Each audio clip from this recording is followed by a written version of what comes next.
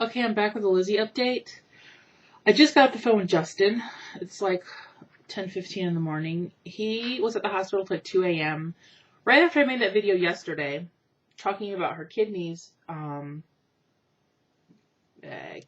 started getting texts and things, started getting a little like, oh, what's going on?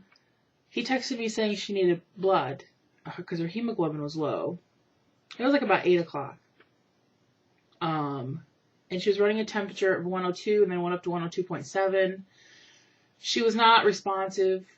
He called me on the phone. We were talking, and he's like, "She's just here." She was oblivious to him talking, and there was a time in the day where they tried to get her to take a pill, and he said she fell asleep before she could even get the pill to her mouth, and she was just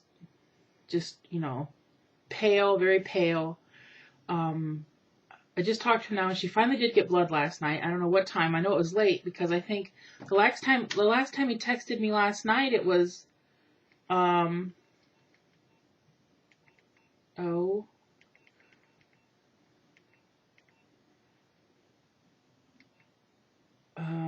on, 10:24, and I said, "Did she get blood yet?" And he's like, "Not yet."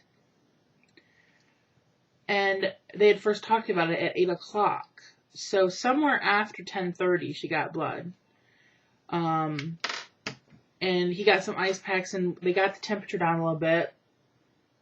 She was able to wake up enough to sign her power of her medical decisions over to Justin. So now, if anything happens, they have to call him, and he can, okay things. And he said, I was very calm with the people there, but he said he was very scared on the inside, and I was getting worried last night when we were texting back and forth, especially when, when someone starts to be non-responsive, that's when you start to worry. They took some blood cultures, which takes 5 days to see if anything grows in the blood or whatever. And, just to get, like, Tylenol to help, or ask whenever they were giving her to help with her fever, he's like, can she get something? And they're like, well, the machine's broke for medication. What? There should be somebody that could override it and open up and get medicine out of the machine no matter when. It's a hospital, for Christ's sakes.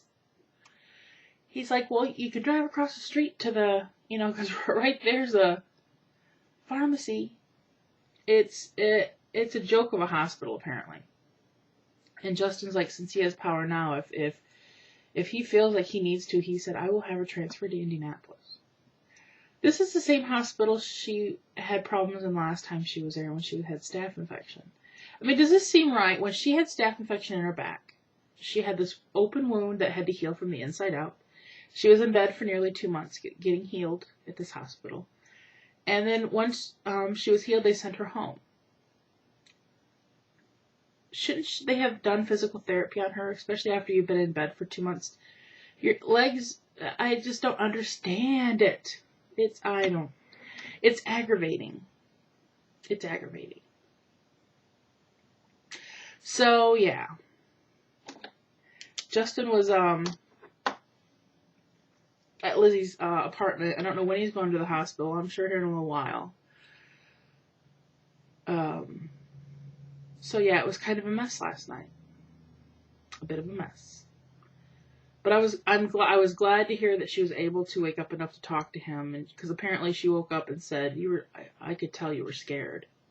And Justin's like, how could you tell I was scared? And she said, because you were staring at me when I woke up. Every time she opened her eyes, she would just see him staring at her. And but I'm so glad he has the medical power now, because nobody else is there. Justin's the only one there.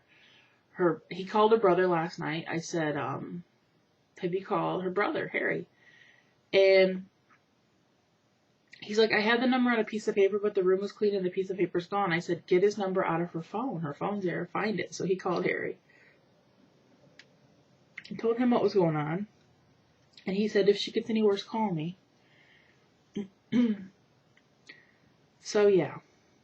Justin's like the front line up there. I'm so glad he's there. So glad. I just can't imagine if she was there by herself. Because Justin will get things done. He will.